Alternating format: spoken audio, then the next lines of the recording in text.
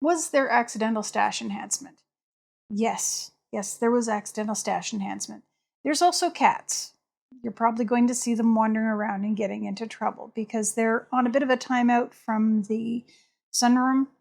It gets really warm in the afternoons here, which isn't all that great for the cats, but also one or both of them have been finding all of the mice in the sunroom, and well, one of them has a body count, possibly both of them. So yeah, if you wondered if the cats were, doing their job, they working as intended. My order from Mary Maxim finally arrived. 2 months after the Project Hail Mary sweater's gone out of the algorithm, but I guess it's a good thing I wasn't making it for content, or at least not solely for content. Today I'm going to talk about what I've been up to in the past couple of weeks, go over the new additions to the greater stash, which includes both yarn and fabric, and what I plan to do with them. So hi, I'm Mare, and I like to knit, sew, and basically play around with most string-related hobbies. Occasionally there's time travel. If this is your first time to the channel, welcome. If you've been watching the train wreck for a while, welcome back. Am I still working on the rather large project I gave myself that started with a dice bag? Yes, I'm on the last 2 parts, both of which are long overdue. One's a basic underbust corset. I've been procrastinating on it since the beginning of January, and it's kind of become a run-on joke that it's never getting finished. Figures I'd get around to it now. The other is the crochet project that started me down this rabbit hole, a very cropped mesh shirt with bell sleeves. All I can say in my defense is, it got hot. And I was kind of predicting this, mostly because it happens every year. It's been warm enough around here that I've been moving my bag with the crochet project in it from place to place, depending on where I am, maybe doing a row or 2 on a sleeve and then putting it away, if, of course, it even comes out of the bag, because I've had the lights mostly off while gaming in the evenings. Essentially, it's my time to relax after dinner and sit in front of a fan with my bottle of water. I hope everyone else is staying hydrated too. For the folks keeping track, my little friend group of Final Fantasy XIV players is currently working on the post-patch content for Shadowbringers. We're in the middle couple of patches where everything's really starting to come together so we can move on to the pre-end walker patches. I've also been doing some cleaning and organizing in the sewing area downstairs so that I can use my usual machine for the corset. The Pfaff Tiptronic gives me a lot more control over my stitching, which is what I need. Lovely side benefit is that the basement's a couple of degrees cooler than the main floor, so comparatively nice to work in. Last week was a super social week for us, so things are a little up in the air as I've been trying to get some cleaning done, first in preparation for guests to arrive, and then afterwards when making things presentable again, which of course is biting into my sewing and crafting time. Also, I realized that I didn't have any shorts. I thought I had shorts, but I didn't have shorts. So I took a few hours over the weekend and made a pair of June shorts, which you can't see. I'll probably see if I can do some sort of after shots later. You won't see the bottom of my legs because oof. But I made June shorts and a Reynolds top, both patterns. Guys.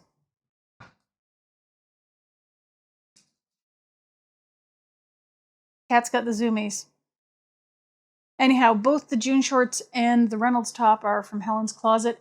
The weather's just getting hotter, so a pair of linen shorts for around the house will be extremely handy. I might even have to make another pair or 2. More tanks, maybe not this one, are also on the horizon. I've figured out that with my Reynolds top, it fits great when I'm standing up. Not so much when I'm sitting down. So the next one I make will probably wind up with a more trapezoidal shape on the side. So I do still want to get my fiber for this month spun up. I'm thinking that once I've got the huge project done, that will be a nice treat.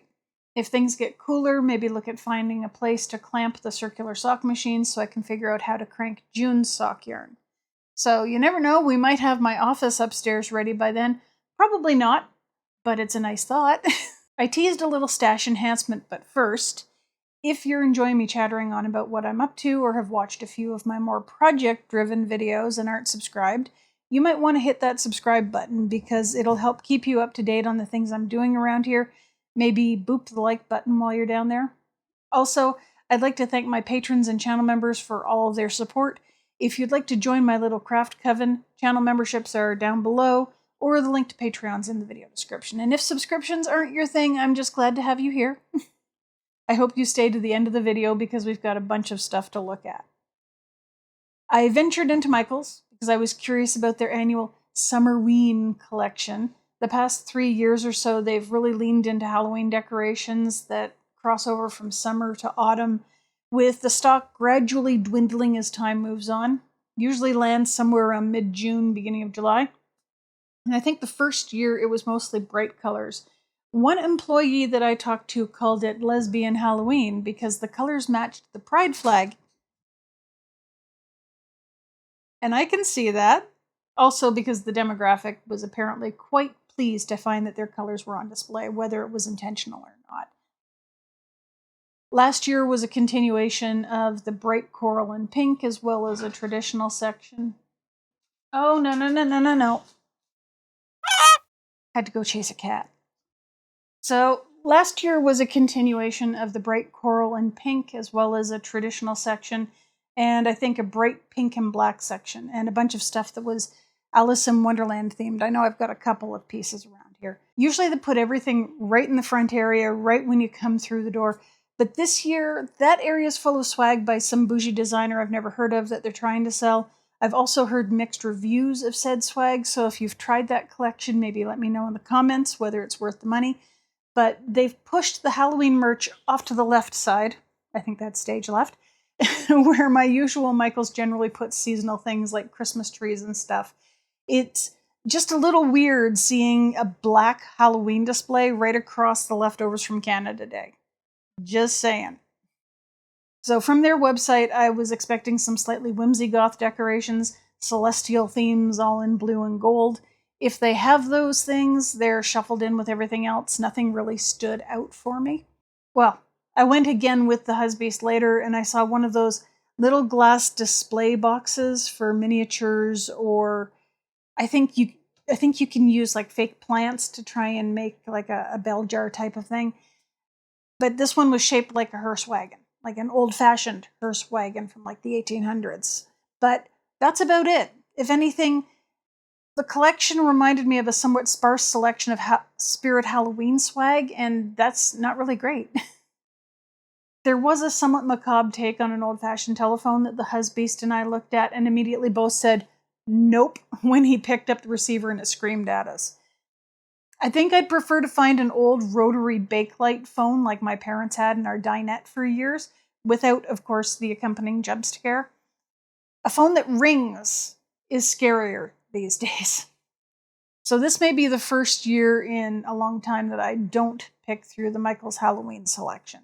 I vaguely recall reading that someone, possibly on Reddit, mentioned that they had asked someone at Michaels why their fabric and yarn stock hadn't grown significantly since the Joann's closure in the US, and the response was apparently that they're not really concentrating on crafts, but home decor.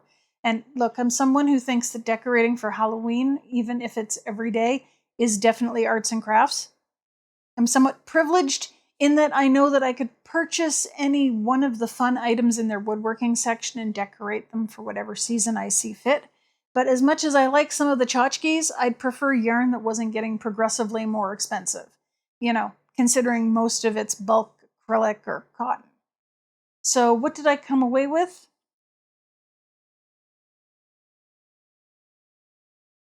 3 balls of Caron Blossom Cakes.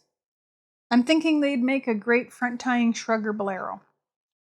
Most of the examples I've seen use fingering weight or DK. This is possibly RN or worsted, whatever size 4 refers to. So it's probably going to be a little chunky for summer. Maybe good for late summer into autumn.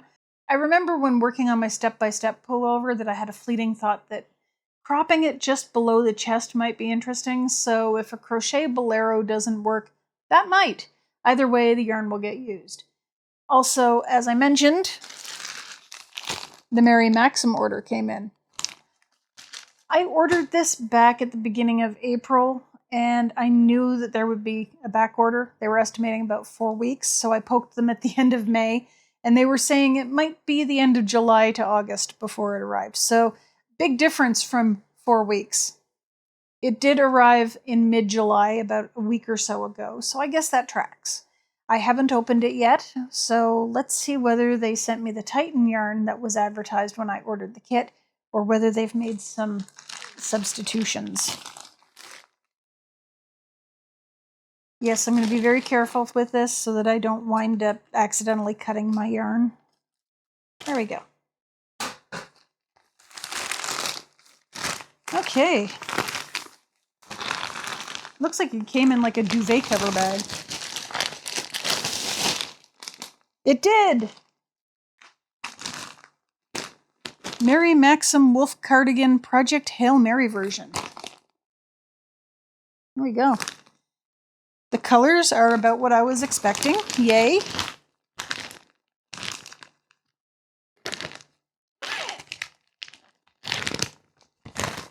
And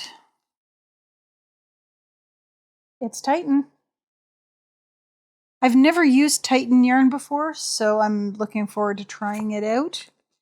And yeah, it looks like they managed to get pretty much everything in here. Nice. Oh. And yes. Well, it looks as though it's their version of the wolf, well, fox pattern. So, interesting. I am actually going to be comparing this against some of the ones that people have been putting up on Ravelry, some of the charts, because I've been seeing some critiques of it that are less than stellar, but I am hopeful. I'm a little unhappy that apparently they've been using quite a bit of AI to fill things in. I'm not a fan of AI. I went to art college, so you can understand that as a person who was trained to be an artist, and also I grew up with two parents who were artists, so I've had critiques since I was able to hold a pencil. I had been getting critiques since about like the age of 10 or so, when my dad figured that his kids could, take an art college critique. Which is funny, when I went off to art college, I had a teacher say, "Is it okay if I draw on your stuff?" I'm like, my dad's been doing that for years. And she goes, "Oh, good. Most of the other kids your age start crying when I do that." It's like, oh, goodness. Anyhow, as a person who's gone through all of that kind of stuff, having somebody train their AI on my work or my buddy Mike's work or any of the other artists that I know's work, so that somebody else can just walk in and go, "Give me a cute picture of a cat doing stuff." Seriously, pick up a pencil and learn how to draw. Even a bad drawing by somebody who can't figure out their shapes is better than an AI drawing. That's my viewpoint on it. So yeah, I kind of wish that Mary Maxim wasn't using AI. Anyhow, that's a lot of yarn.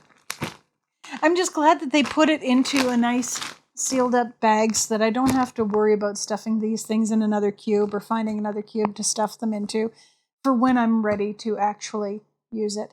I'm glad that it's the Titan. I've seen reports of people getting substitutions that were the wrong color or the wrong gauge, so I'm glad everything here works out. I was just surprised to get a notice from Canada Post that my parcel had been delivered and was waiting in the super box down the street. The super boxes have parcel slots, but I wasn't expecting the order to fit in one of them, because I think the last time I ordered yarn from anywhere, it was Knit Picks, and it was sent in a huge box. Like, it was stuff that could have gone into a bag this big. So, it was a huge box. This bag wasn't even in the largest parcel slot, so I'm really impressed. I'm probably going to start working on this in the fall when it's not so warm. I also have my pink step-by-step sweater that I have to finish, so we'll see when the husband gets his warm car coat. I'm not going to cry about enhancing my yarn stash. I have an idea of what I want to do with these things, or a fairly solid plan, so they'll get used. It's just a matter of reminding myself that by sitting down to knit or crochet, that I'm not goofing off, I'm actually working, which is something I'm still wrapping my brain around. Mostly because I think when the husbeast sees me sitting down and knitting or crocheting, he possibly thinks that that's what I'm doing is goofing off. So it's a bit of a mind flip to think that what you're doing is you're actually working. Because if I don't work on it, it doesn't get done. And if it doesn't get done, I can't show you. I also went to Fabricland, and I've been calling the things that I've been working on for the main project wearable toiles, because I'm using fabric that might not be the ideal for patterns as designed. So these are a little closer to what I've envisioned for a couple of projects, one of which is a bit of an experiment. So first off, I have a couple of remnants. They're just quilting cotton. Likely get made into dice bags or project bags or something. This one, very Kubrickian, but yellow or green, yellow-green. And I had some of this that got turned into pockets for a pair of pants that didn't wind up fitting. So I'm glad to have that back again. This has a whole bunch of macabre folks dancing together. So I've already got some of this, and it's nice to have a little bit more in case I want to make more than one bag, or the husbeast likes this fabric and wants something with it. Great. And before I go on, I think my Fabricland is in the middle of clearing out summer stock for fall-winter, because a lot of stuff marked new arrival was going for up to 55% off. In some cases, current seasonal stock marked down to about $8 a meter, which is around the price I usually see in the actual clearance section. So I'm not sure what's going on with that, but I guess I went at the right time. Anyhow, I bought a couple of knits. One of them is a big cat print. And these were in the formal clearance section, so they'll likely make great t-shirts. I'm thinking short sleeve. I picked up 3 meters each just in case, and usually that's more than enough for a long sleeve shirt. Cute floral. If I make short sleeve shirts, I might also have enough for tank tops, which would be really fun because I've been hopping on the exercise bike most days, and tank tops are really useful when working out. And it's also been super hot, so having tanks to wear just because might be a game changer. This floral got a lot of attention at the cutting table. Apparently everyone who passed by needed to look at it, and in some cases give it a touch to see what it was. So this means that if I'm to change my mind at some point and want to make a knit dress out of it, I'd have the devil's own time finding that fabric again now that it's surfaced from the clearance section. Though I suppose that I can make a baby doll style shirt for wearing with leggings. I'm probably just going to make a t-shirt from it though. I bought a linen blend to make a Sid tie top. We'll see if this works. Yay! Some very pretty creams and purples, a little bit of green. It's a nice little floral. I've made a Sid tie top with mixed results, and you'll see that in the video coming soon. So I think I will be drafting out some facings instead of using bias binding, which is one of the things that I was working with in the original. I'm also thinking of making a couple of style changes for myself. So instead of making it a bow tie front, I'd kind of like it to lace. So I may be putting some eyelets up the center front. I'm not sure if I have enough fabric for sleeves. We'll see. I bought 2 meters, and I believe there was a little extra because while unwinding from the bolt, the shop assistant discovered that it was a pre-cut piece. So if I can make sleeves, I'll throw them on. And they'll be cute. Definitely. It's about 2.5 meters all told, so I might have enough. We'll see. Last, we've got sundresses. So I made a couple of sundresses a couple of years ago, but I've been thinking about it and I'd like a couple more. Because, of course, it gets warm. The first one, Skyline Dress by Sid Graham. This will be a bit of a toile since I haven't made one. However, the fabric, it's skyscrapers at night. At least that's what I see. So I think it's kind of fitting for a skyline dress. The second one is going to be a bit of an experiment. Just take me a moment to put this back together. And it's just getting further and further. Oh, man. I'll fold that up later. So, yeah, second one's going to be a bit of an experiment. So I saw a really cute sundress on Torrid's website, and unfortunately it was sold out in my size. The silhouette reminded me of a very standard sundress, which, funnily enough, the Helen's Closet Lockhart dress is pretty darned close. So all you have to do is use the bodice, put a gathered skirt with a ruffle onto it, make the bodice, and then instead of using the skirt that comes with it, make a gathered skirt with a ruffle around the bottom. And then we'd be good to go. If I want the corset top look down the front, like the Torrid dress, which is really cute, I could probably take the pattern, slash it down the center front, and add on a seam allowance, and then install some eyelets and lacing. Not that difficult. So I may or may not put a zipper in the back. Probably not. The original dress I made has a zipper and I rarely use it. I generally put it over my head and wriggle into it that way.